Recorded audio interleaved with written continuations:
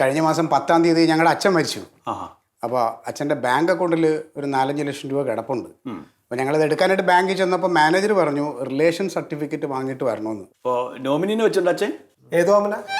ഓമനല്ല, nominee ഉണ്ടോന്നാ ചോദിക്കണത്. അത് അമ്മയായിരുന്നു.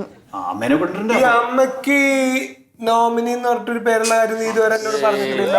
അതല്ലല്ലോ, കാര്യങ്ങളിലേക്ക് അടക്കുമ്പോ അത് പറയേ. അതെന്താ ഇതല്ലേ ഞാൻ പറയട്ടെ. ഹലോ, ഇവിടെ ഒന്ന് സംസാരിക്കണം. ഞാൻ അമ്മേനെ കൊണ്ടുവന്നു പറഞ്ഞു ഇളെ കൊണ്ടുവരണ്ട. കാര്യങ്ങൾ നടക്കട്ടെ. അത് അമ്മ ആദ്യം മരിച്ചുപോയി സാർ. അപ്പൊ അമ്മ ഉണ്ടായിരുന്നെങ്കിൽ ഇപ്പൊ ആ പൈസ മുഴുവൻ എനിക്ക് എടുത്ത് തന്നേനെ. അത്രയ്ക്ക് താല്പര്യമായിരുന്നു നിങ്ങളോടെ. അല്ല, മരണം വരെ നോക്കിയത് നിങ്ങൾ തന്നെയാണ്. അതെ, മണ്ടൂന്ന് തികച്ച് വിളിക്കില്ലായിരുന്നു. വിളിക്കാതെ വിളിക്കാണ്ടാണ് ചേട്ടൻ കാര്യം പറ. നോക്കിയതിന് കാര്യമുണ്ട് സാറേ. തറവാട് വീടുണ്ടല്ലോ, എവിടെ കല്യാണം കഴിഞ്ഞോടുകൂടി അതൊക്കെ പിടിച്ച് മേടിച്ച് എഴുതി സ്വന്തമാക്കി. എന്നിട്ട് പറഞ്ഞയാള് എവിടെ പിടിച്ചു വാങ്ങണത്? അതിലും കൂടുതൽ സ്വത്ത് ഉണ്ടായിരുന്നല്ലോ അച്ഛനെ. അതൊക്കെ എല്ലാരും പങ്കിട്ട് കിടന്ന് അവസാനം ഉണ്ടായിരുന്ന ആ ഒരു ഇത്തിരി സാധനമല്ല ഇപ്പൊ ഞങ്ങൾ മേടിച്ചത്.